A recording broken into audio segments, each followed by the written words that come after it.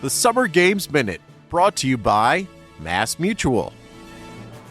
It is one of the most coveted trophies in the world, but are gold medals really gold? Well, mostly, they're not. The gold medals given out these days are nearly entirely silver and are plated with pure gold to give them that iconic sheen. Silver medals are, of course, made with silver, and bronze medals are a combination of copper and other metals like tin or zinc. And while winning an Olympic medal is priceless, the value of the materials in the medal are not. In recent games, some of the materials used to make the medals have come from recycled cell phones. Mass Mutual celebrates women's sports history and understands the nuances in how women want and need to manage their finances. With quality product solutions and guidance, a Mass Mutual financial professional can help you plan for both short-term and long-term money goals. Learn more and get started at massmutual.com. Ryan Reynolds here from Mint Mobile. With the price of just about everything going up during inflation, we thought we'd bring our prices down. So to help us, we brought in a reverse auctioneer, which is apparently a thing.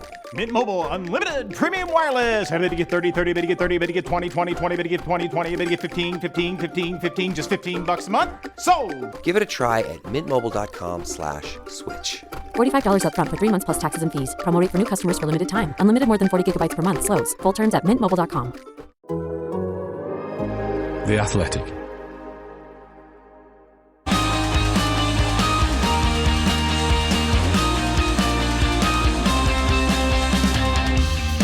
The race is on, and with F1's new car launches fast approaching, it's the time of hope for all 10 teams and their fans. But what will be the key areas of improvement for each one, whether it's technical, operational, or something else? I'm Ed Shaw, and joining us to pick out the main priority for F1's competitors are Ben Anderson and Gary Anderson. Well, Ben, we'll come to you first. An All Anderson podcast. So can you explain your relationship? What's the family connection? Well, it's going to be super confusing for everybody because obviously we share a surname. People in F1 think that Gary and I are related and that Gary is my dad. We sometimes pretend that he is my dad. And obviously when I went to the Qatar Grand Prix at the end of last year, the FIA accredited me as Gary Anderson by mistake. I've still got the pass that was issued. So even I don't know who I am. Do you think it's the looks that do it? Yeah, it must be. Dashing. Okay, dashing. There you go. Well, if anybody gets confused, as you've already heard, Gary is the one with the unmistakably Irish lilt to his accent, and the more senior and respected of the Andersons. That's the way I like to think of you, Gary. I don't know about that. But obviously, Gary, you know this time of year well, don't you? It's that time of excitement, anticipation, running around in a mad panic, trying to screw the car together and make sure you've got all the bits and pieces. So I quite often think you must be enjoying this time, not being on the coalface anymore. Yeah, I mean, it's a lot of pressure. Obviously, you've put a good 6 months, maybe even 9 months of hard work into your new car. And on the way, lots and lots of decisions that you can't step backwards on because the manufacturer and the components is the big bits you make first, and it's the big bits that are usually the most committal to because then you build the rest of the car around those big bits. So the decision on the geometry of the chassis and where the fuel tank sits and where the driver sits. We heard last year a lot of complaints from Hamilton about him sitting too far forward, not being able to feel the rear of the car better. So those are the big decisions that you'll have been making 3-4 months ago. And as I say, you can't step backwards as far as that's concerned. So it's a lot of pressure right now, to be honest. A lot of hope, and it's not just about wind tunnel figures. We know these ground effect cars are evil beasts, and basically you've got to make sure that you look after the aerodynamic package as best you can, because it's very, very difficult to simulate, and you've got to really do the best job you can. Is there a moment from your own career, Gary, where you got to this point in the winter, approaching launch or testing or what have you, and you're already regretting one of those decisions you made 4 to 6 months ago that you can't step back on? Well, if you're doing your research correctly, you should always be regretting it, because every day you spend, every day is a school day, I suppose you call it. You learn something new, and there's a slightly different way of doing something. But as I say, once you do commit to some things, you have to get on with it, because there are things you can retrace and redo, but there are things that you can't. So there's no point in crying over spilt milk, I suppose you might call it. You might as well get on with the rest of the stuff and making sure that's as late as possible as far as the research is concerned around that potentially little error. I mean, I go back to sort of the changes in regulations, I suppose, back in 1993 that we had with a car where the car got narrower track. And you end up, we sort of built a car that aspect ratios, track width and wheelbase wise, was fairly similar to what we knew in the past. So in other words, we made the car shorter, which is all good stuff because it makes it lighter. But at the end of the day, it didn't give the driver the feedback they wanted. It ate up the rear tyres. It was something that we got wrong. And during that year, I mean, it was one of those difficult years where you changed the car a lot as the year progressed. And near the end of the season, we lengthened the bell housing, moved the rear wheels backwards a bit. And lo and behold, it was a sort of different car for the last couple of races. So, yeah, mistakes are made. You try to go round the outside of it and, fix the bad bits, but you never really make it. Sometimes you have to bite the bullet and say, right, okay, we've got to do this. We're stuck. You're stuck, you're stuck with it and just get on with it. Yeah. I've just got images of Gary standing there in late January and think, I forgot the gearbox. No, I haven't forgotten. I mean, I must admit, I've driven back and forward a few times from the factory at night thinking about, whenever we had transverse gearboxes and you got rotation in your mind of crankshafts and gearboxes and turning at 90 degrees and spitting it back out into the crown wheel and out to the wheels and thinking, that turns that way and that turns that way and that turns that. Jesus, I hope we haven't got 6 reverse gears and 1 forward. But usually it worked out okay. One of the biggest things actually we changed to Peugeot from Brian Hart's engine. And we never even thought about it. It was one of those sort of stupid things. We had a hydraulic pump driven off the back of the camshafts. And we used the same hydraulic pump and mounted it on the back of the camshafts for the Peugeot engine all well. When they start the car up about this time of year for the first time, and couldn't get any hydraulic pressure. So we, went round and round and round looking at everything we could think of. And at the last minute, just thought, hang on, did their camshafts turn the same direction? And it didn't. They actually turned their camshafts the opposite direction to Brian Hart's engine. So in the middle of the night at the factory, we had to do a little modification on the hydraulic pump to get it to build up pressure in the opposite direction, and it worked okay. Amazing. But those little things happen. Yeah, it just shows how many baffling array of things that can go wrong in such a complex bit of machinery. And so I guess every assumption you've got to double check just in case. A terrifying time of year, Ed, I think. There's a huge amount of bits all coming together for the first time and at the last minute. So there's very, very little time for any major recovery. You can dot the I's and cross the T's, but major recovery, no. This is why it's far better to be on the outside so you can write about it and say, what did you do that for? Yeah. Much, much, much easier way of doing it. But anyway, let's get into our main topic, which is Connect. So we're going to go through each of the teams and try and pick out a single top priority for each team in terms of what they need to do. The floor's quite open in terms of what we zero in on. So we're going to work through from back to front. So we're going to start off with Haas, Gary, obviously a team that's been in the news with the change of leadership. Gunter Steiner out, Ayo Komatsu taking over as team principal. So what would be your number one priority if you were at Haas?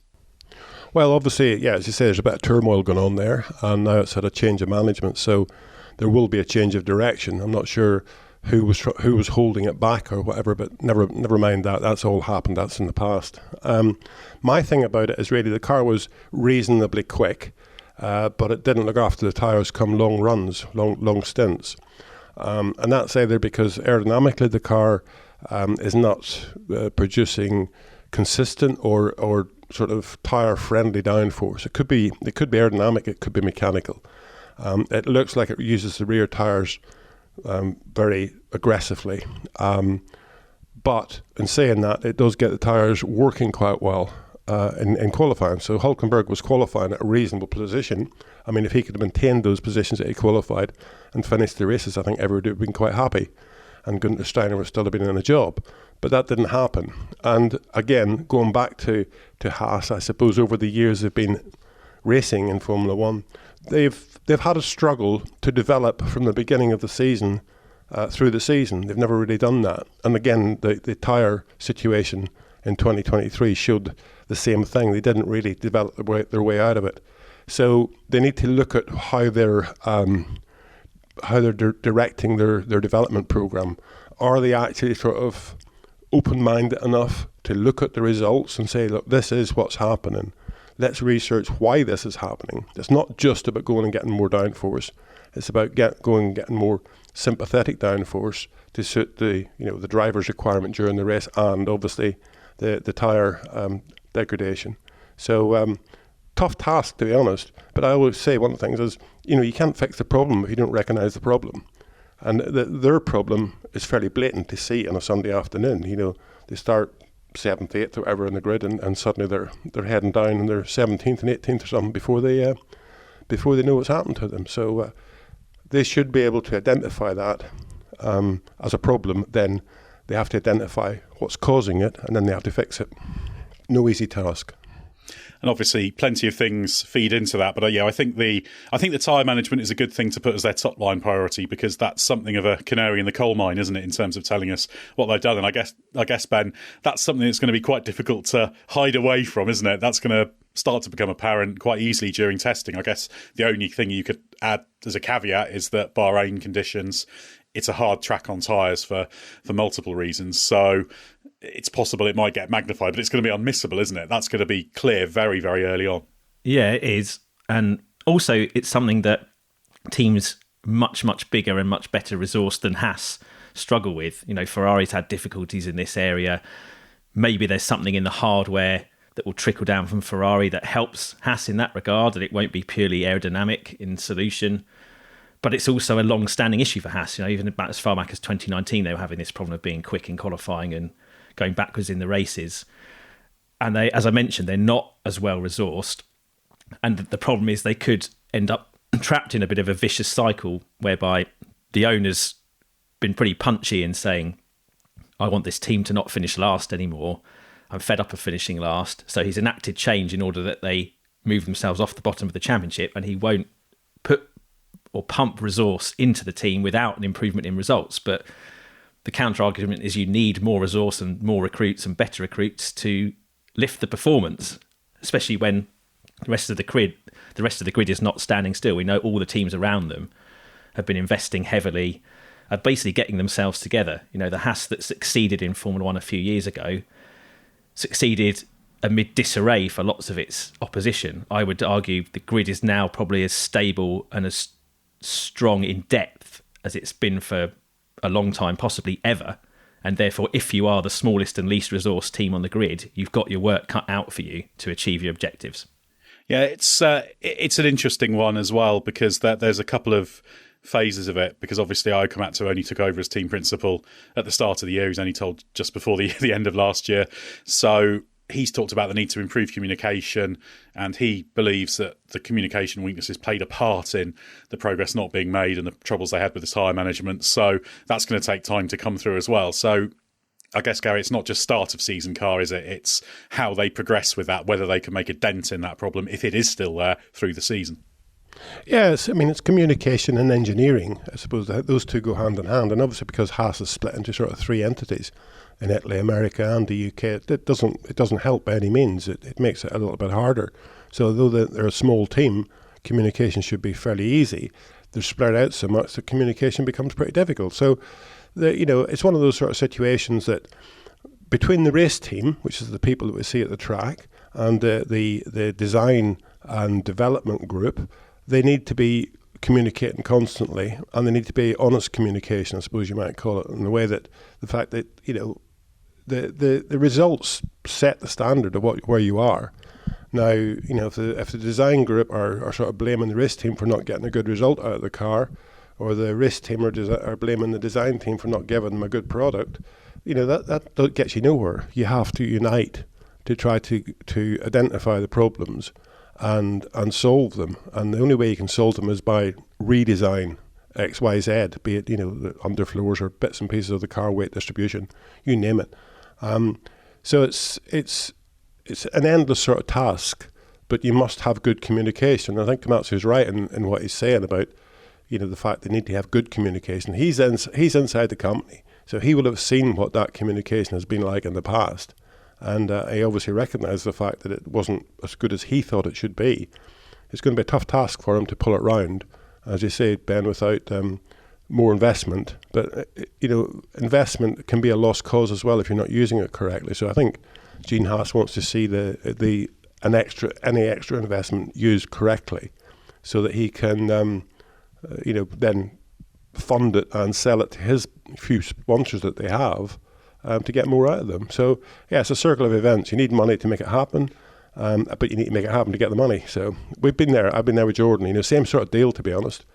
It was always the balance in that between taking the risk and getting the reward later on. But not easy. Okay, so tyre management for Haas. Let's move on to last year's 9th best team. Ben, Stake was Alfa Romeo last year. It's Sauber Motorsport. It will be Audi. But for the next couple of years, it's Stake F1. Yes, it is. And one of the trickier ones, I thought, for this task. However, it's basically do everything better almost, isn't it? Yes, to an extent. Although to try and drill into it, I think they started 2023 in a disappointing fashion. I think they felt they'd make an immediate step forward with that car, and they didn't. But actually, as the season went on, you saw again those kind of flashes of real performance in that package. They didn't always execute the races that well. Sometimes the drivers didn't do a decent enough job. But there was something there, I think, to work with. Not quite the same problem that Haas has, but definitely some fundamental pace in that car. And I thought it was interesting to hear Valtteri Bottas talk a few times towards the end of the season about how when they could get the Alfa as it was then and the Stake as it will be this year into the right ride height range, there was a lot of pace there, but they couldn't do it consistently enough without basically wearing away the skid plank or being in danger of wearing away the legality plank too much.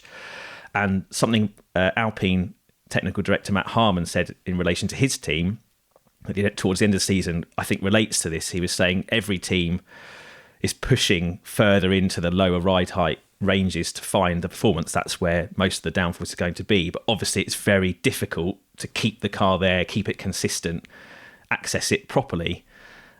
And I feel like Stake, Sauber, Alfa were kind of going into the right areas, but they just haven't got quite the platform they need to make that development work properly, not consistently. So I think for them, it's probably going to be sorting the suspension out to make sure that they can access their downforce in a more consistent way across a fuller range of circuits. Well, interestingly, James Key did say at the end of last season that there were a couple of things he noticed immediately or quite quickly that could be applied to next year's car, one of which was mechanical. So that is an area they're looking at. Would you agree with that summary from Ben, Gary? Yeah, to an extent. The thing is, you obviously Red Bull have set the standard and they set the standard on their suspension geometries as far as antis are concerned. The thing is, you'll always get weight transfer in the car when you're braking or accelerating to a certain extent. I mean, these cars, 5-6G, we see braking. Obviously, acceleration is not so dramatic by any means. So the thing is to make sure that the platform you have is stable when you get that weight transfer, or as stable as possible when you get that weight transfer. You'll never stop the tyre from deflecting because of the weight transfer, so it's always going to happen. But if you've got the aerodynamic transfer as well on top of all that, then the thing becomes a nightmare. Now, no matter what you do, with the suspension geometry, you'll always get some aerodynamic transfer. And I think one of the things you need to do is make sure it works in the opposite direction. So from my point of view, and in some of the columns I've written, I would be pushing very hard for the centre of pressure to move rearwards with speed, as opposed to moving forwards with speed. Because at the end of the day, whenever you hit the brake pedal, you need to make sure you've got confidence in the back of the car. So it's a balancing act between saying our car only runs low or produces good downforce when it's low. Well, that's up to the design team to make sure it doesn't. We'll come on to a team later on in this list that have sort of declared their problem more verbally. But at the end of the day, it's one of those sort of situations. It is the design package. You do create an aero map from underneath the car. If you let that aero map create itself, then you're not managing the situation correctly. And as I say, if Alfa Romeo as it was, and now Stake, are saying that their car only produces downforce when it's low, they'll never get it to be consistent because the tracks don't allow you to run one right height forever. The car moves up and down. The car has a transient condition. And what you got to do is get the best average downforce through that transient condition, because that's what the driver drives. He only drives the confidence that the car gives him. Well, I think we can probably put that one down as consistency, and we can then say that's a platform control and the aero behaviour. I think that's a good way to put it. That's kind of the challenge for everyone, but that's a particular weakness for Stake. Shall we move on to Red Bull's second team now, Gary, which seems to be set to be called Visa Cash App RB, snappy name, formerly known as AlphaTauri. Other than doing a better name, which is the obvious answer. Done. Let's move on. Well, exactly. What do you think their top priority is? I think to fix the name, maybe go back to Toro Rosso. But yeah, I mean, one of the things again from them, they create their own turmoil. A lot of the times, the fact of drivers and changing drivers and stuff, they created their own turmoil through the season. They didn't stick with one sort of set of feedback to try and fix it.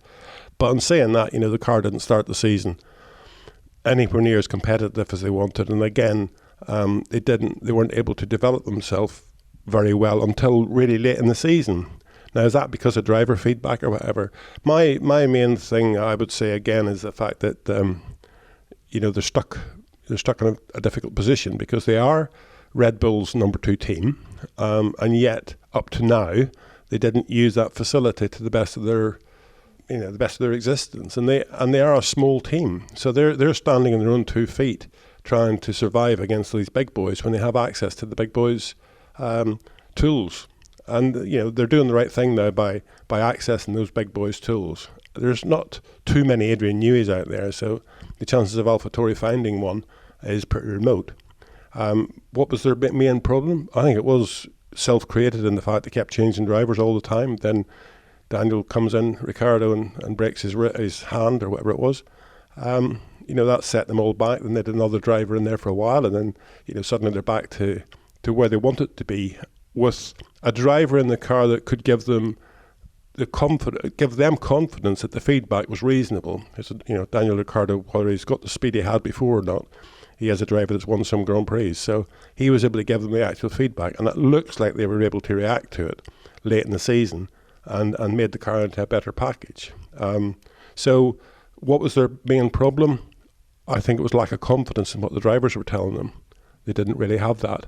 And the changing of drivers obviously diluted their real development direction until they had confidence in the guy that was giving it to them, which was Daniel Ricciardo. But because of his broken hand, it took a bit longer than they thought. Yeah, I think you're right there, because the drivers prior to Ricciardo were all talking about that late entry instability that was a problem, whereas actually Ricciardo was saying that's not a big issue for me, but I want the mid-corner to be able to rotate the car mid-corner. And that's partly because Tsunoda's, he kind of last to the late breakers in his technique. He does like to do that. I think he said to me last year when I asked, he said, I've never seen a driver who brakes later than me. So that was definitely the direction. So Ben, this is probably quite a good thing to prioritise, isn't it? Taking a development direction from the drivers, primarily probably Ricciardo, and what Tsunoda learns from that. That's perhaps something this team has not always had a weakness with, but perhaps a narrowness, especially given that they really focused on what Gasly liked previously. Yes, and he was similar as well, wasn't he? One of the things that undid Gasly at Red Bull was this natural desire to be the last of the late breakers and ask too much of the car at the early part of the corner. Regularly braked later than Verstappen and then was under-rotated mid-corner, and interpreted that as poor traction at exit because the car was under-rotated. Exactly. So you can see how that might have become endemic at the sister team, because Gasly's gone there to be the team leader and then Tsunoda's come in under him and learned from him. And so Ricciardo giving them a different direction. I mean, Horner talked about that, didn't he, at the end of last season, how Ricciardo's experience had given AlphaTauri the direction that Gary mentions that's so important, something they can really focus on building the car around rather than just listening to the same driver complaints and not really being able to get anywhere with it. I think, speaking more broadly, they need to obviously continue the quite impressive development gradient that they were on at the end of last season. So impressive that it started to make other teams twitchy in terms of how they were able to make such progress. And that probably feeds into one of the bigger, wider concerns that team that team has or will have, which is the political battle that's coming over shared ownership and second teams. You know, as teams start to negotiate the new Concorde, that team could be under threat in terms of its existence now, and that's quite a big thing to have on your plate when you're an incoming team principal. Obviously, they've changed management now, so you've got Peter Bayer as the CEO, working with Laurent Mekies as the team principal. Franz Tost is stepping down. That whole thing is in transition from a bigger picture perspective, and that is something that is going to distract them through the year and beyond in terms of the day to day. Yeah, it's really easy to say these cars gather bucket loads of data every lap they do, so the engineers can analyse the data, but the data that the car is gathering as such is only the data that's developed from how the driver's driving it. So as you say, if you've got a driver who's the last of the late breakers and braking 10 metres later than anybody else, obviously you're on white knuckle ride, getting the car into the corner, and then you say you're going to get mid corner understeer and snappy oversteer, and if you spend all your time trying to fix the latter part, the snappy oversteer, you just end up digging a hole for yourself. So you need to get somebody in there, as I say, that gives you the confidence that the data you're gathering is the data from a driver who has had experience and will, was able to drive a good car and win races. So yeah, it all takes time to do that. And as you say, the sistering up now much, much closer with Red Bull will raise some politics, but the precedent's been set with all of that stuff. So there should be a list of things that basically the Red Bull and whatever their name's going to be, Visa, blah blah blah, that they can actually use together, and if that's defined well enough, then it's great, it's fine. I think there's also an element of transition through the rule change from the previous set of regulations to this ground effect era. If I understand it rightly, you've got a certain amount less control now over some of how the car transitions through the different phases of the corner aerodynamically, because you've lost some of those top body surfaces that used to help you manage the airflow in a bit more of a calmer way. So if you have a driver like Gasly who's quite aggressive, obviously he came back into that team under a different rule set. Maybe they had a few more tools available to kind of build the car around that style a bit more. They've lost some of those in this new era, and I think that's where they've struggled kind of working around Tsunoda's driving style. Ricciardo coming in with a slightly different take, focused in a different place, maybe with a bit more desire for general stability in the car. They've been able to kind of refocus, and that is helping them. So I agree with Gary. I think building around that and continuing that momentum is probably the most important thing for them around the off-track noise. And that's certainly, I think, something the team is very happy with, because they had a bit of a suspicion that they were maybe being sent down a bit of a cul-de-sac by what the drivers wanted. So Ricciardo's experience has, I think, broadened that and should help them all round. You know we love talking stats here at The Athletic. Here's one that's super simple to remember. Discover automatically doubles the cash back you've earned on your credit card at the end of your first year with Cash Back Match. That means with Discover, you could turn $150 cash back to $300. That's right, you could put it towards some memorabilia you've had your eye on, or treat yourself to a premium sports network. You earn and Discover doubles. See terms at discover.com/credit card. We'll get back to the pod in a moment, but first of all, let me tell you about Grammarly. Email, Google Docs, Slack, you write across multiple platforms and places during your workday, so delivering consistent, high-quality communication everywhere is key. Grammarly is an AI writing partner that helps you get work done faster with high-quality writing for better projects, proposals, presentations, and more. Best of all, Grammarly works where you work, so you can get more done no matter what tools you use. As a journalist and podcast host, I'm constantly writing and rewriting copy and drawing up scripts. It's part of the job, and Grammarly helps make it faster. It's got some really cool features like tone suggestions to help you strike the right balance between direct and friendly in work emails. Plus, Grammarly has a ton of other great features like advanced spelling, grammar, punctuation, and conciseness suggestions to ensure your writing is professional, mistake-free, and clear. Get AI writing support that works where you work. Sign up and download for free at grammarly.com/podcast. That's grammarly.com/podcast. Easier said, done.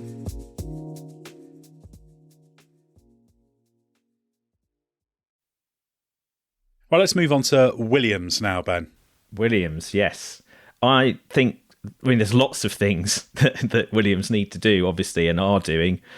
But I think the most important thing for them is get the second car to score some more points. You know, they are far too reliant on Alex Albon to do the heavy lifting there. He scored all but one of the points in 2023. So the big focus for that team this year, given how AlphaTauri or Red Bull 2 or Visa Cash App RB, disgusting name, are getting themselves together. You know, Haas might be a piece of low-hanging fruit, but we don't know. You know, as Gary said earlier, they've got a quick car fundamentally. Stake might be able to come out swinging again this year. It's competitive in that lower midfield range of the championship. They can't just rely on Alex Albon. They need Logan Sargent to step up. So I think the main focus for Williams will be on getting him, if he can do it, to a level where he's able to be much closer to Albon at many more races and actually scoring points, not just inheriting one based on disqualifications. And that's particularly important because Albon's out of contract. He may leave next year as well, so they ideally need Sargent to start firing. But Gary, what do you do in a situation like that if you've got a driver in your team who's not performing at the level you want, not getting the results? How would you go about trying to get more out of the second car? Well, the first thing I'd be asking is why he's driving the car. You know, in my days, obviously we had various reasons for a driver being in the car. Usually the first priority was money, either from a sponsor or from the driver. Now, if that's true, and Williams need to buy into that source of finance, then that's fine. You know, you know the reason you're doing it. You know, you can't make a silk purse out of a sow's ear. And I'm not saying he's a bad driver by any means. He has shown on occasions that he can do the job. But as Ben says, you know, the consistency of getting some points out of him it seems pretty difficult. So you've got to know the reasons that he's in the car. If they are financial, you can't do much about that. If they're not financial, then you need to think about who you can put in the car that will actually bring you in more points. And there are drivers out there that I am sure would be, at this point in time, a step better. Whether you can get them or not, I don't know. But they haven't done that, so I can only assume they have either confidence in the fact of him improving his performance, or they need the budget from him to keep the company rolling along to give Alex Albon, you know, potentially a car that's developed through the season. Yeah, it's a funny situation. I think partly it's lack of strong alternative contenders. I think the commercial benefits are indirect because they're doing a lot of work in the USA. Williams, in fact, their season launch that's in early February is happening in New York. So that's a market they're really working hard to tap into. And I think having a US driver is hugely beneficial. Logan Sargent's not a huge deal in the US, but at the same time, it's a big deal in the US if you can have an American face on things. And he was used in, for example, a North American advertising campaign for Duracell, one of their sponsors, that used Logan Sargent in some of their stuff last year. So, yeah, I think there's an indirect benefit there. But, yeah, I'd 100% agree that, you know, that's 50% of your point scoring potential. That needs to be maximised. And I would say there is, if he can connect it all up, a driver with reasonable pace in there who can do that. But connecting everything up is difficult. So second season, some experience. Let's see how he does. Let's move on to Alpine now, Gary. Perennial underachievers, I think you could probably say. Yeah, I mean, the big thing is, you know, we look at Haas and the turmoil they've created by changing from their team principal, or ousting their team principal, I suppose. That's nothing to what happened to Alpine in the last, 2 seasons, really, I suppose. So again, you know, a lot of this stuff is you create your own problems. Now, the people, if the people they changed were the problem, then they're heading in the right direction. But I don't think it was. And you know, there's little things that I think that I would look at aerodynamically on their car that would be questionable in my book. You know, I've never been a lover of this dedicated front wing trim profile where you get a lot of shape in the front wing trim profile, because when you do that, you're actually really working on making sure that you get extreme vortices coming off where the top and bottom surfaces meet in certain areas. And when you get that, that's all fine. But it sometimes doesn't work when you turn the steering wheel, because you change all that flow dramatically. So if you look at, again, you know, the Red Bull, for example, and last year at least, you know, they had a fairly benign front wing flap, trailing edge flap, where it's started inboard at quite an aggressive angle and dropped outboard to the regularly controlled low profile. But because of that, then it's not so critical to front wheel steering and front wheel blockage change, which obviously happens as you steer around corners, especially slow corners with lots of steering lock on it. These cars don't just go in a straight line. They do go around corners, and I've never heard of a driver complaining of understeer, oversteer in a straight line.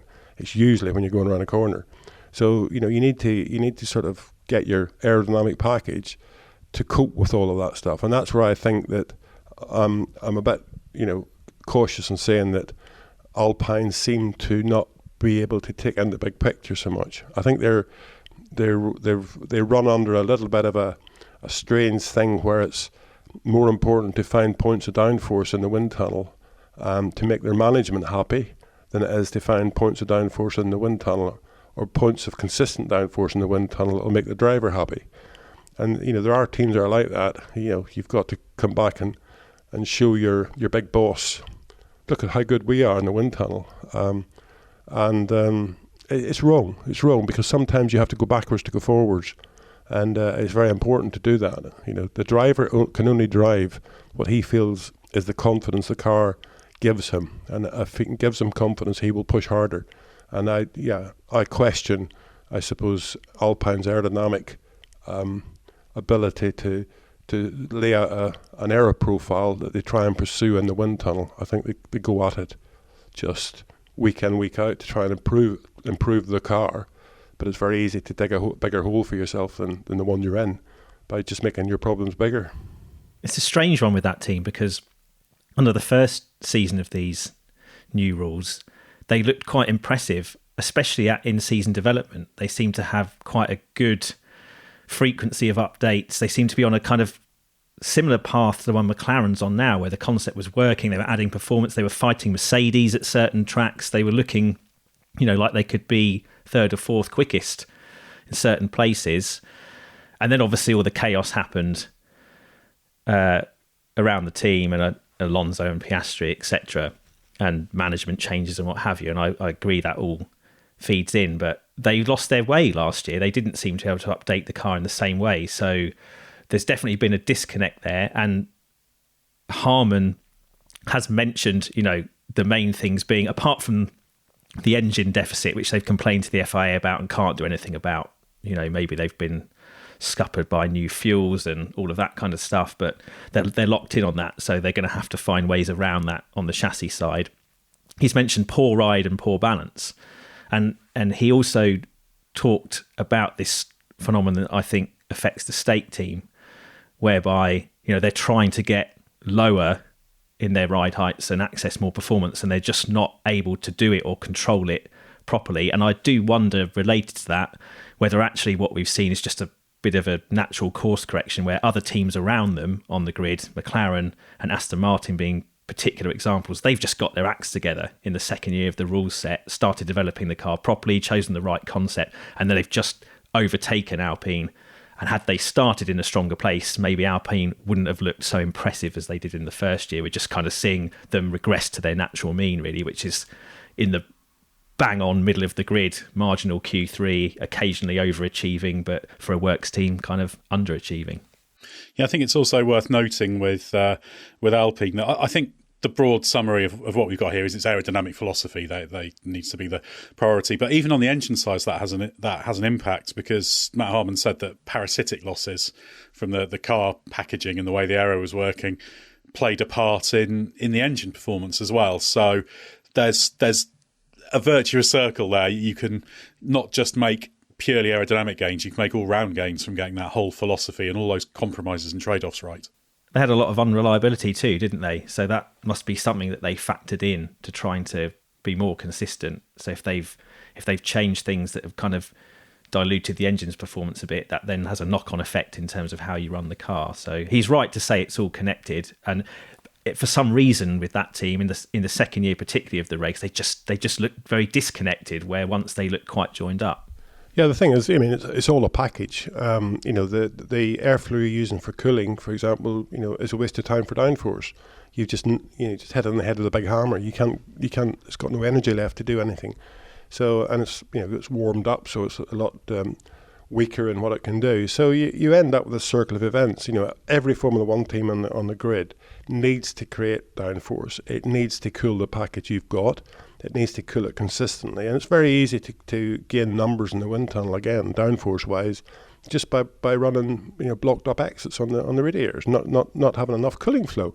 But the first time you get to a circuit that's warm, suddenly they have to open up, and suddenly you go backwards. So you need to be very, very careful with your aero specification. The aero map specification, what you want to happen to the car, and the cooling requirement, what level of cooling you want to be using as your norm. And then you end up, if you set your cooling so it'll cool correctly at, let's say, 200 kilometers an hour, which is probably Mr. Average circuit average speed now, or close to that. You average out all the circuits and you say this is the average speed across the board. That's where you want your best cooling range. And at 30 degrees C, we want the car to cool at that range. And then if you get a slower circuit, you have to open up a little bit. If you get a hotter circuit, you have to open up a little bit. If you have a faster circuit, you can close it down a little bit. If you get a cooler circuit, you can close it down a little bit. So you put yourself in the right window with the car. But if you're all at one end of it, if all your downforce numbers are produced with more or less, coping for 15 degrees centigrade cooling, then you're going to shoot yourself in the foot big time. And that's where the spec of the car at the beginning, the philosophy of the car, is the most important thing. And I think Alpine missed that a little bit. Okay, we'll go for aero philosophy for Alpine. Let's get on to Aston Martin now, Ben. What's top of their task list in terms of priorities? Well, I've got 3 on my list, and it's very difficult to choose between them, so maybe you guys can help me out. I think in-season development, making a tangible difference is a big thing. They clearly lost their way towards the end of last season, managed to kind of claw it back, but they're definitely not a team that knows whatever they bring to the car will work. So that is something they need to address.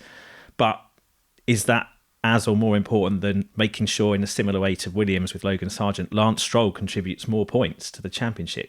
You've said it more than once, Ed, that he effectively cost them 4th place in the Constructors' Championship by not scoring enough points in a car that was capable of much more.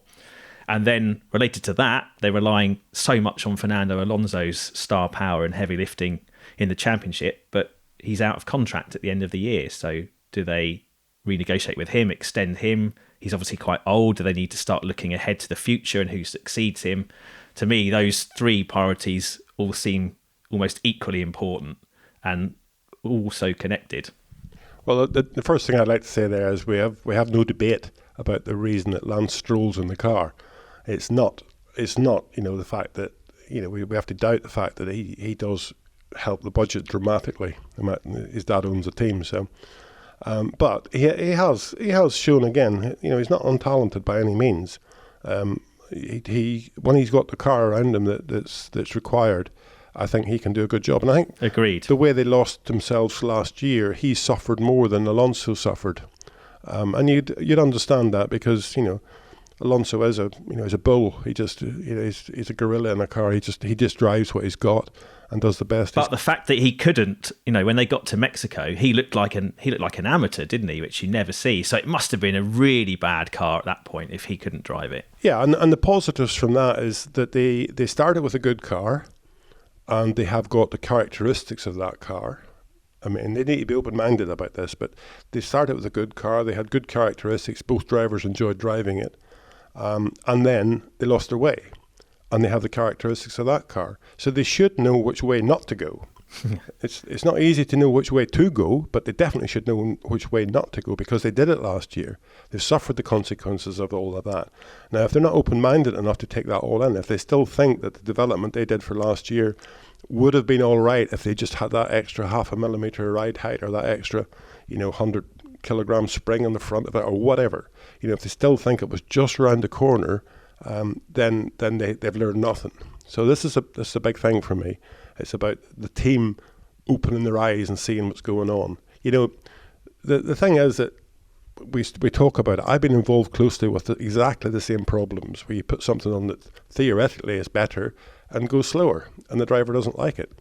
And you have to look at why and try and understand the why. we sit back and look at it on TV now, or I sit back and look at it on TV now, as opposed to being on the cliff face that was before. But I think I can see a lot more than I did when I was on the cliff face. I wish I'd known that way back. And I think taking it from the outside sometimes, you've got to get out of the trees to see where you are. And I think a lot of teams don't do that.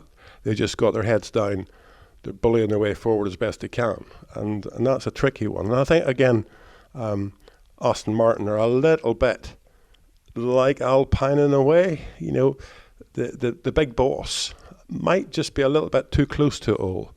I mean, he might just be having a look at wind tunnel results and sort of saying, well, why haven't we found 3 or 4 points of downforce here and there, and pushing the system a little bit too hard to get numbers that he thinks will make the car go faster. But anyway, as I say, my big thing for them is they've learned what makes it not work. Now they need to make sure they don't go down that route again. Yeah, I think we can sum this up as in-season development, because that's a good test of it. And I think, unlike Logan Sargent, who's in his second season, we've got a reasonable idea of where Lance Stroll is. He's going into his 8th season. He's like the 49th most experienced driver in F1 history in terms of number of starts. So I think the better the in-season development, the better the results they will get out of Stroll, provided the car's working well. He's never going to be Fernando Alonso, but we know roughly what he can and should be doing in that car, because as Gary says, he's not without ability, and he can make a solid secondary driver contribution. And the more likely, I guess, Alonso will stick around. If he sees that in-season development working properly, then he's more likely to commit his future to the team if they still want him, isn't he? So I guess the 2 things I mentioned at the start, they follow from this primary thing, which is, as Gary says, making sure they've learned their lessons from the mistakes of last year. Yeah, plus if they wanted to make a change, or Alonso decided he wants to retire at the end of the season, no sign that he will, but they'll want to pitch for the best signings they can. So yeah, it'll help with everything. So yeah, we'll say in-season development for Aston Martin. Ryan Reynolds here from Mint Mobile. With the price of just about everything going up during inflation, we thought we'd bring our prices down. So to help us, we brought in a reverse auctioneer, which is apparently a thing. Mint Mobile Unlimited Premium Wireless. How to get 30, 30, bit to get 30, bit to get 20, 20, 20, bit to get 20, 20, bit to get 15, 15, 15, 15, just $15 a month? Sold! Give it a try at mintmobile.com/switch. $45 up front for 3 months plus taxes and fees. Promo rate for new customers for limited time. Unlimited more than 40 gigabytes per month. Slows full terms at mintmobile.com. Right, let's get into the top 4 now. So we shall come on to McLaren, Gary. Yeah, as I said earlier, there was a team that sort of verbally said about their problems to a greater level than some others, and that shows they think they have an understanding of it, and that was McLaren. They said all season long their car wasn't good at producing low speed downforce. But we saw it, it was quick. So on average on fast corners, it's been a very good car. In low speed corners, has it been good? Don't know. I'm only going by what the team said. Now, it's very difficult to separate low speed downforce from high speed downforce. And you'll see people playing around with gurney flaps on the little gurneys, little trip sections on the front wing trailing edge and on the rear wing trailing edge. Normally a gurney flap will give you a little bit more stability at low speed than it does at high speed, because the wing works very efficiently at high speed, but it can do with that little trip at low speed to just keep the flow attached. But it's a small thing, to be honest. And my big thing for them to take account with it, it's not low speed and high speed, it's high ride height and low ride height. High speed by definition, the car's got a lot of force on it, so it's pushing it down near the ground. And if the car's good at low ride heights, it has to be good and it has to be consistent. And if it's both of those, then at high ride heights, it probably doesn't generate the downforce.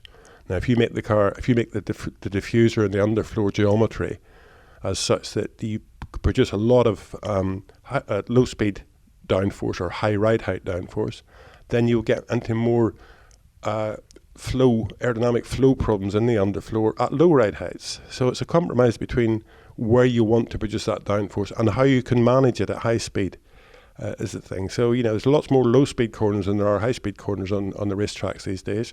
So you do want that low speed downforce, but then you really got to manage it when the car gets near the ground, because the separation problems underneath the car just multiply by 10. So tenfold. So you've got to really manage that area quite well. So you can either have a car that's very consistent low down, producing good downforce with low ride heights, but not producing very much at high ride heights, or you can have a car that produces lots of downforce at high ride heights, but you've got to really manage it then at low ride heights aerodynamically, and you can't just manage it by putting stiffer springs on the car and all that sort of stuff. It doesn't work that way. So you need to manage the airflow and make sure that it's consistent. Well, Ben, you were at Woking the other day hearing from what they had to say. Do you think that they're aware of this need to make it work across the wide ride height range? Are you confident that they've got all this in hand?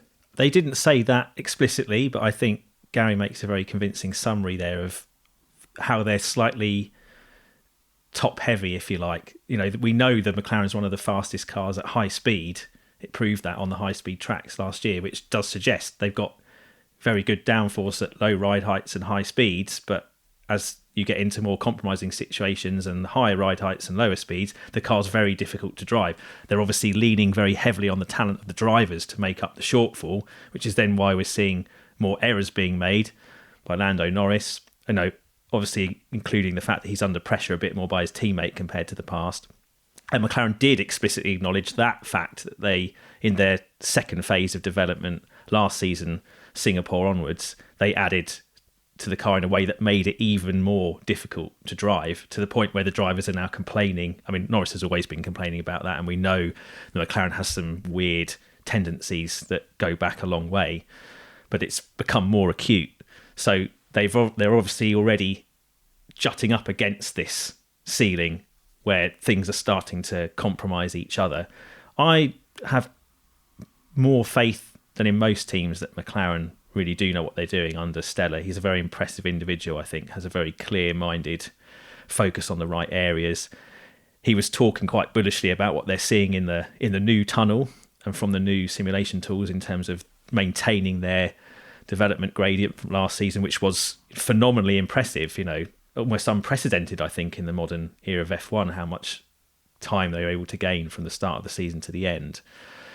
So, yeah, reason to be hopeful, I think. But they definitely, if they want to take a step and not be the inverse of what Red Bull were before they had Honda engines, focusing on certain circuit types and certain speeds where you can be really, really performative and then just take the hit the rest of the time. Like Gary says, you need to have the best average spread across the circuits. That's how you win a world championship. That's what Mercedes did before they lost their way. It's what Red Bull are doing now that they found their way again. And it's what McLaren need to do to get more out of their package and not just be super quick on a percentage of circuits and then third or fourth best team the rest of the time. Yeah, and I think that performance across the ride height range, across the wide full range of corner speed profiles is vital for them, because if they can make a big step in that area, then this is a team that's ticked pretty much all the boxes in terms of being able to be a race-winning team, or perhaps even aspire to be a championship challenging team, even if not this year, then maybe the year after. So, yeah, big test for McLaren, and everything seems to be going in the right direction there. So they'll be hoping that the car does work as hoped. Let's move on to Ferrari now, Ben. What do you make of them?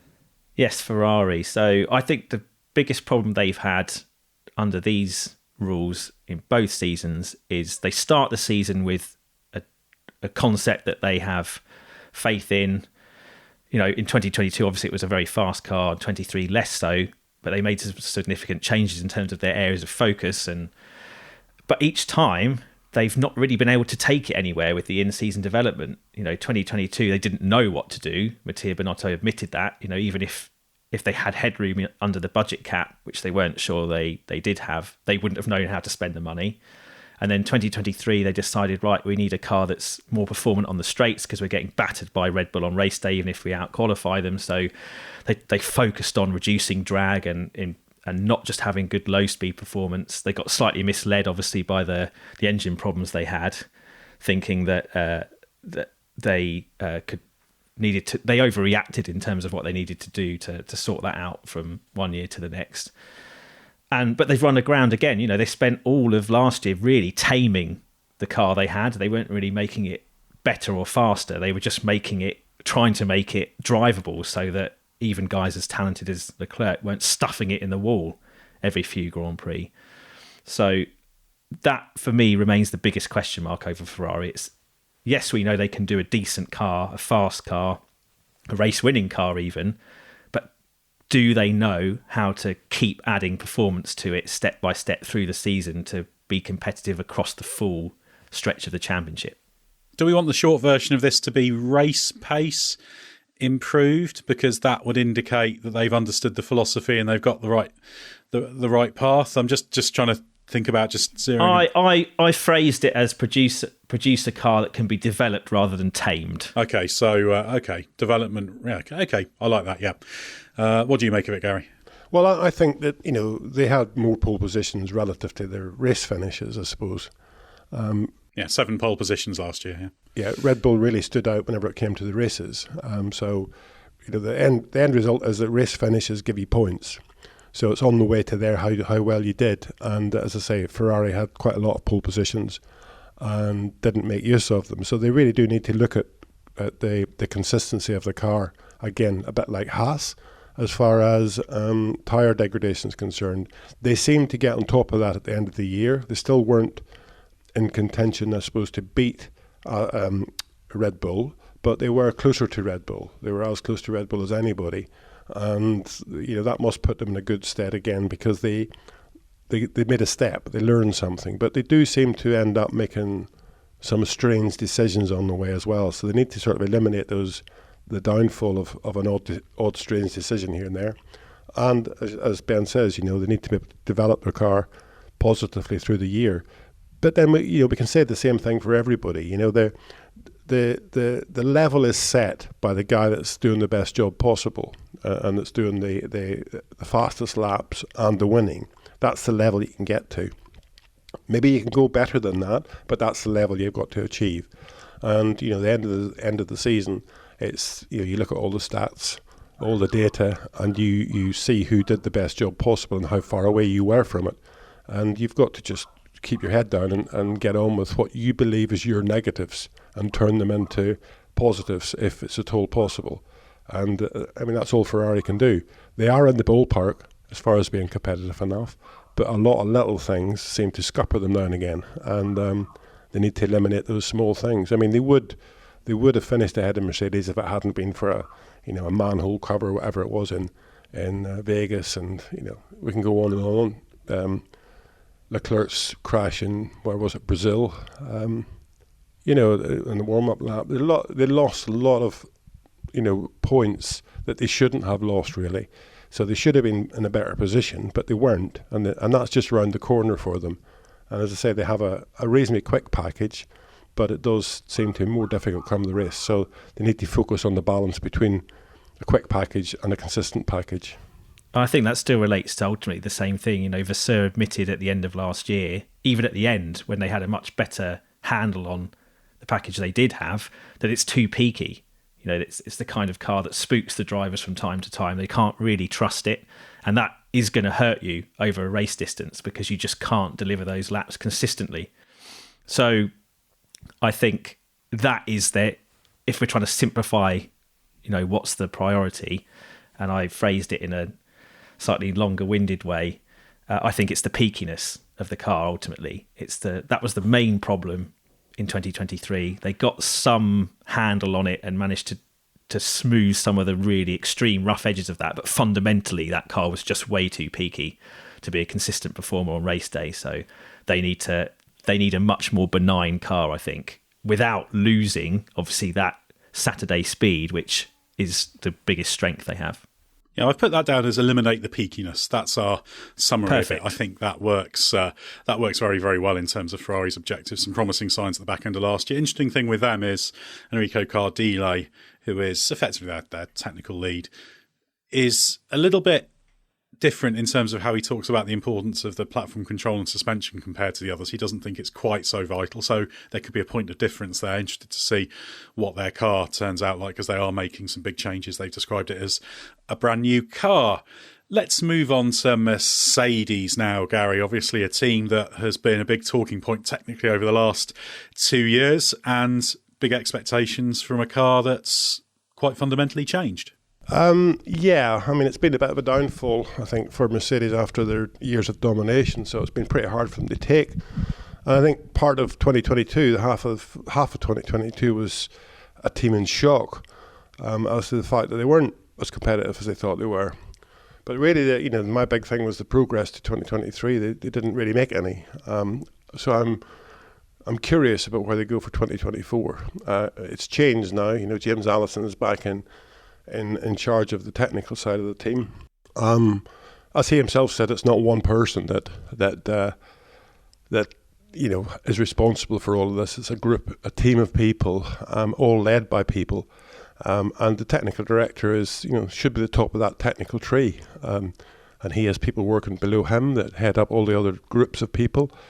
But as I said, it seemed to be that during the period of downfall, the teams of people stopped working together. And, part of the technical director's job, one of his biggest jobs, was keeping everybody, keeping the communication going, which is what we're hearing from Haas. The communications wasn't great. And again, in Mercedes, it seemed to be the same thing. The communication just wasn't there that allowed everybody to sort of pull in the same direction. That takes time to put together. It takes time to sort all that out. But you also have got to sort of accept the fact that, it is led by somebody, and that one person should be the one that's accepting things. Somebody has to, no matter what you're doing in a business meeting, sitting around a desk, whether there's 2 people sitting at that desk or whether there's 200 people sitting at that desk, you always want to come away from it with a direction that everybody accepts as a reasonable shot at getting yourself competitive again. So that means that communication is very, very important. But also after that, you need to make sure that everybody heads in the same direction, pulls in the same direction, because a team is stronger as a group of people than any individual.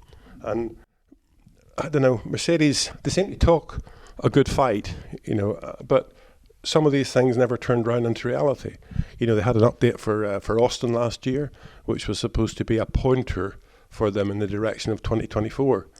It wasn't necessarily a lap time thing, but it was a pointer in the direction of making the car feel better. If the car feels better, the driver will drive it faster. And that seemed to work at Austin until they got disqualified for running the car too low. And here we come again with the ride height thing and the too low and creating lots of downforce, potentially, to the next race where it was impossible to drive. But the plank wear was okay. So does that mean that raising the car up by that couple of millimetres, probably that they had to do, just loses everything they've got? And that, if that's true, that's putting themselves in too difficult a position, too big a knife edge. So I haven't seen them sort of buying into the fact that they need to look closely at their, again, aerodynamic philosophy. I think they still pursue this downforce thing. If we can get more downforce out of the car, then you can tie the car up to that 1 or 2 millimetres of movement, which unfortunately my experience says you can't do. You've got to let the car, give the driver some feedback. You've got to allow the car to move around with the varying loads that's on it, and you try and control it as best possible. But you can't just do it by putting solid springs on the car. It doesn't work that way. Yeah, I think they're the most extreme or highest profile manifestation of the phenomenon we've touched on with Stake and also Alpine to quite a large extent. I thought it was really interesting that Allison, he gave that interview to you, Ed, at the end of last season, kind of reviewing Mercedes' season from a technical standpoint. And he in a separate chat, he touched on this thing that Gary mentioned about bringing the team together with communication. He effectively said, well, everyone was so perturbed by the loss of competitiveness. They've all gone off into their silos, just got their heads down, and you've lost the kind of unity of purpose. So one of his first tasks is to bring that back and get everybody pushing in the same direction, not just heads down doing their own thing. But specifically, it seemed to me that they pushed really hard for the FIA to raise the minimum ride height to eliminate porpoising or unsafe bouncing, because their drivers were on the thick end of that, complaining about blurred vision and damaged backs and what have you. But then instead of trusting that regulatory change to do the job, they carried on focusing on trying to find downforce at these higher ride heights, which was much more difficult to do, he said, thinking that everyone else is going to go lower, where you're not going to have as much room because you can't go as low anymore. And everyone went down there to and to a greater or lesser degree of success. And Mercedes stayed away from the bit where you could have found fruitful performance, thinking it wasn't possible. So they kind of created their own problems, which, to use your phrase that you used a few times on this chat, Gary, they need a reset, really. They need an aero reset to give them the confidence in what they're doing. And I think that then manifests to the track engineering as well. You know, Austin, they were quite excited, although in some cautious terms, about that development. Yeah, not because it was going to unlock huge performance now, but because it was going to set the direction for the future. They had then their most competitive weekend, but it was clouded by the disqualification over the plank wear. Sprint weekends seem to keep catching them out, so they seem to have lost this ability to just put the car on the track and know, bang, it's going to do this straight away, which they used to have. And they've gone from one track being really competitive to the next track nowhere. But they said after Brazil, even if they had had more time, they wouldn't have known what to do to make the car more competitive. So they're a team that's become lost, I think, in lots of different areas. And it all starts from fundamentally kind of just pitching that car in the wrong place aerodynamically, and then just getting lost in all kinds of areas, desperately trying to fix something that can't be fixed. So, you know, this is not revelatory, of course. You know, their problems are well documented. They need to enact the change they should have made last winter, but persisted mistakenly with. It now seems like they are going to go for, you know, proper reform based on a hard points that aren't fixed when they wanted to make changes in season last year. And we'll see, you know, if they're looking in the right areas, if they finally manage to join every department up and all the thinking up and all the tools up as they should and as they used to, then they should be in a good position, considering the fact, you know, they were second in the championship and, you know, on pole position at one race last year. It's not like they're awful. They should, if they can just use their ingredients better, be a really competitive proposition again. But we're getting bored, I agree with Gary, of the talk about it. You know, now is the time for results to be seen on the track. They need to hit the ground running in Bahrain and not be thinking again, oh, God, we've made a massive mistake and it's going to be another year of just trying to claw back what they can while they wait for another reset. I think they've run out of options to have a reset. This is now or never for Mercedes. Well, I think we can sum it up as needing to be go in the right direction, because that encapsulates the car concept, a lot of things. I think they know, obviously, some big changes need to be made in the approach and everything, and they have done a lot, but it's just making sure that those are the right changes, shall we say. So that's the test, isn't it, Gary? Yeah, it is a test. So, as I say, I relate it to, you know, with quite a few of these teams, but it's Mercedes especially, is the fact of, you know, trying to seal the underfloor mechanically by having the car run near the ground. Or you get big improvements by the car running near the ground. Now, I relate it to an on-off switch against a dimmer switch. You know, if you've got the car running near the ground and producing lots and lots of numbers, the minute it moves a little bit, you're going to lose those numbers.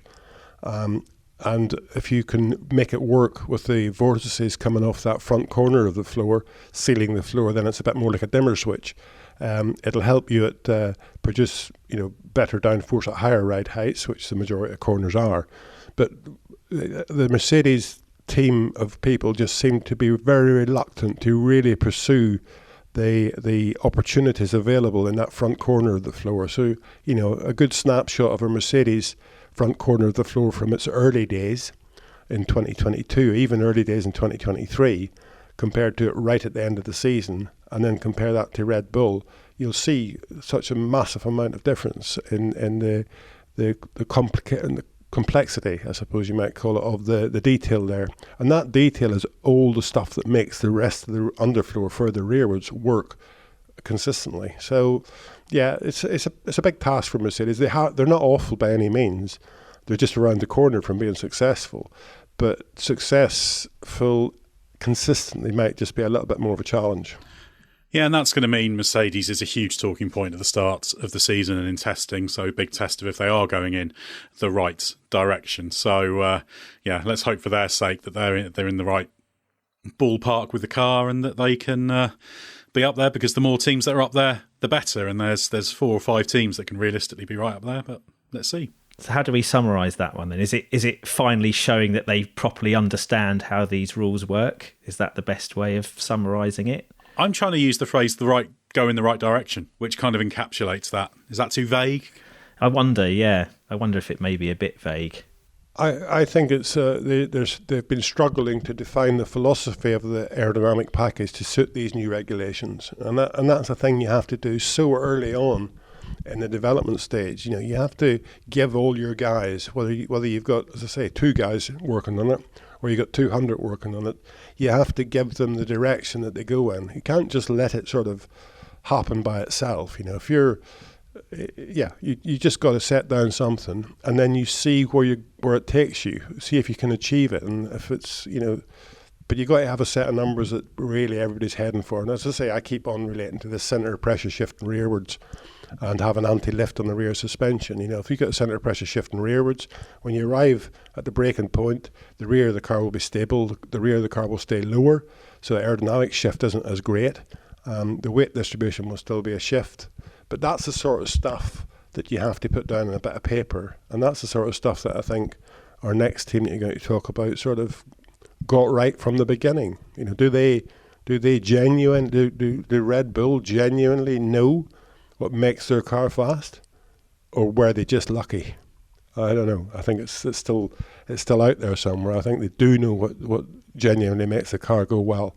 All the stuff that I've seen Red Bull doing, and from my point of view, is logical. So for Mercedes, I didn't see that yet. So I think they just need to have a definitive aerodynamic philosophy that the team can try to achieve. And they've got the people to achieve it. It's just that philosophy seems to wander around to me a little bit. Maybe we're talking about then a lack of control in multiple areas, because Gary, you summarised quite well this idea that their floor edges are not sophisticated enough. They're losing control of the airflow under the car. That would explain why the drivers feel the rear end is so inconsistent and nervous, and they can't drive it in the way that they want. But this lack of control also applies to other things. They lost control of the unity of their departments, and Allison's trying to bring the team back together. They've lost control of their trackside engineering when the pressure's on a sprint weekend. They've lost control of their fundamental understanding of the regulations and how to get the most out of it. So maybe regaining control is what Mercedes needs to do from a broad perspective. Whenever I talk about the aerodynamic philosophy, for example, and we relate to porpoising a bit as well on this, let's say the car is going down a straight line's obviously where you manage your ride height change, because it's theoretically building up speed, which is theoretically pushing the car closer to the ground, which means it's changing the downforce profile of the underfloor, blah, blah, blah. So, if you have a step in speed, let's say, of, a few kilometres an hour, and that step in speed is equivalent to 100 kilograms more downforce. That 100 kilograms will push the car down some height. Let's say it pushes it down 1 millimetre, just for nice round figures.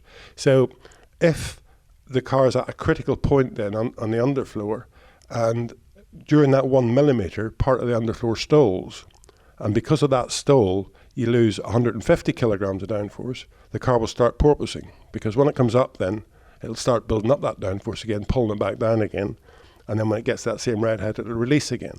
But if that stall is just to a level where it's only 50 kilograms lost, then the car will still keep going towards the ground, but it just won't go towards the ground as quickly. So that's the management of the airflow underneath the car that you need to do.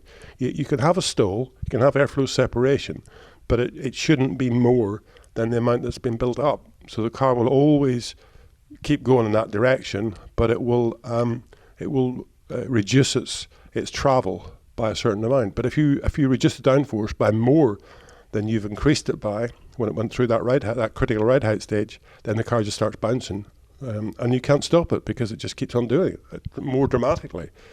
Because as the car moves, it gets sucked down far quicker, then it releases far quicker, and it gets sucked down far quicker. So it's a philosophy, as I say, part of the aerodynamic package, but you need to eliminate that, because that, if you have that makes the car so critical to ride height.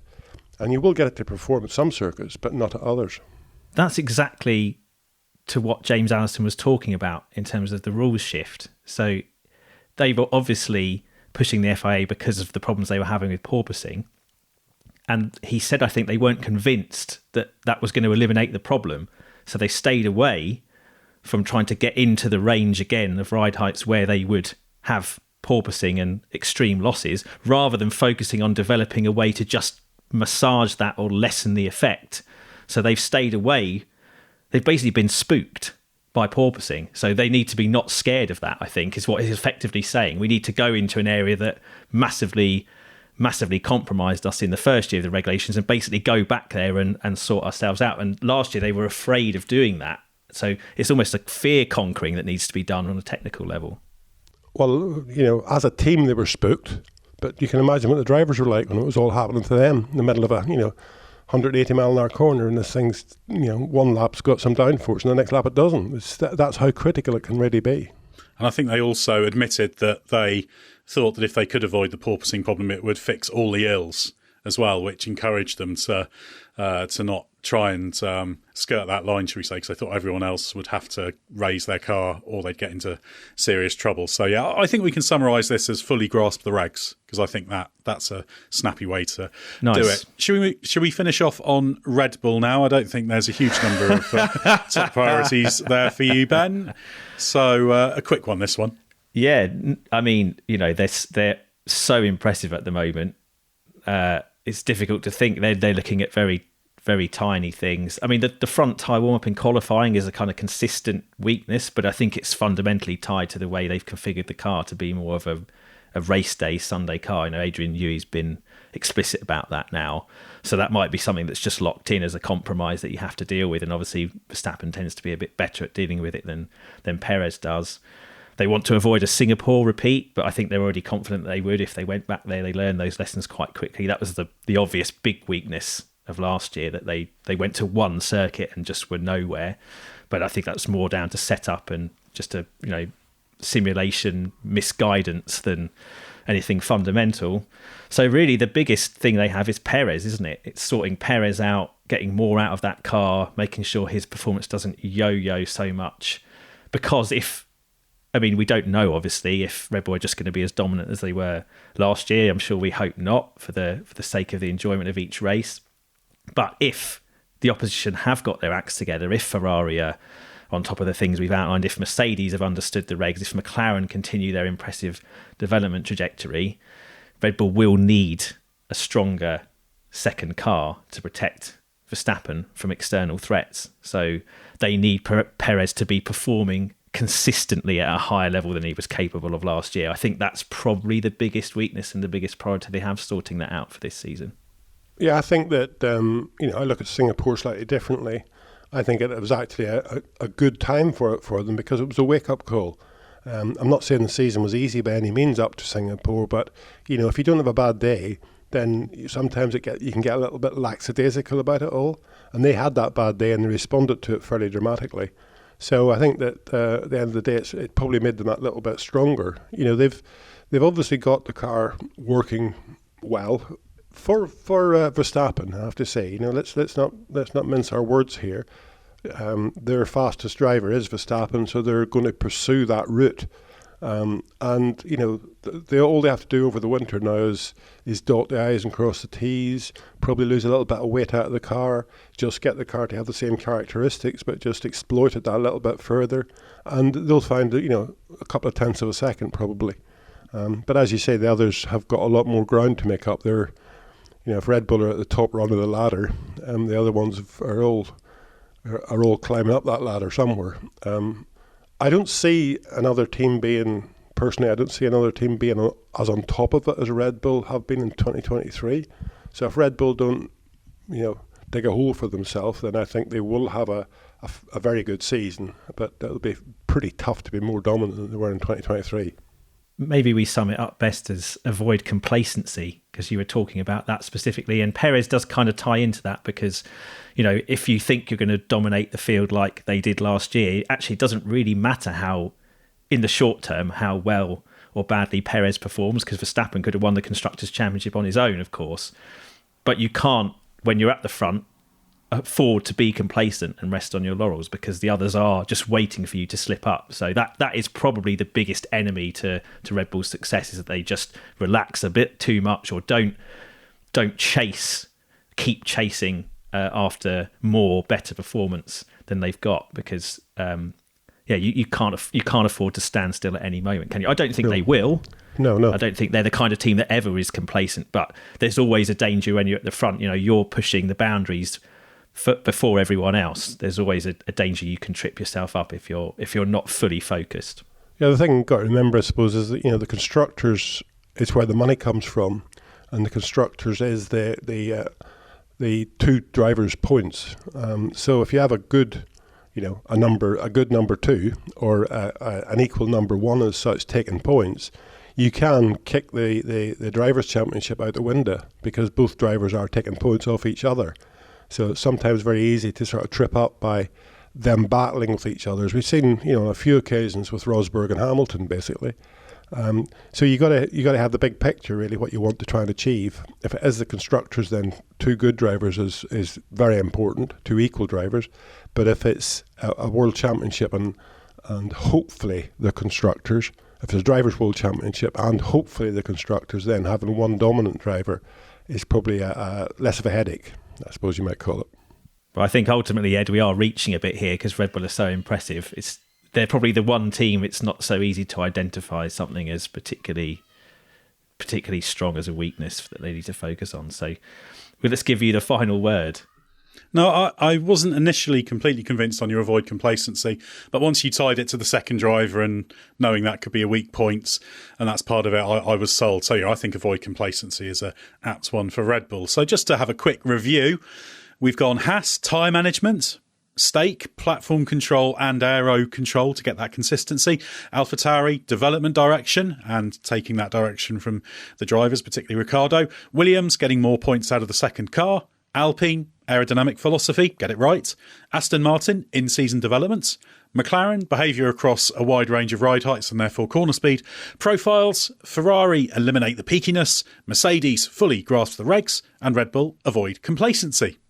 So, at least we've now told all the teams what they need to focus on, so I hope that's of help to them in the coming season. And, of course, the main thing is it's fascinating to have a bit of a discussion about where all these teams are and keep these priorities in mind with what they're saying at the launch and what we see from the cars, both when they reveal them and during testing and early in the season. So thanks very much to the Andersons for your insight. Head to therace.com. Don't forget the hyphen, plenty to read there. Have a listen to our other podcasts, including Bring Back V10s that tells classic F1 stories. We do the Race F1 Tech Show with Gary Anderson, of course, and our IndyCar, Formula E and MotoGP podcasts, and check out our YouTube channel for long and short form video. Well, we're getting very well prepared for F1 launch season, which is just a few weeks away now, so stay with us for everything you need to know from the world of Formula One.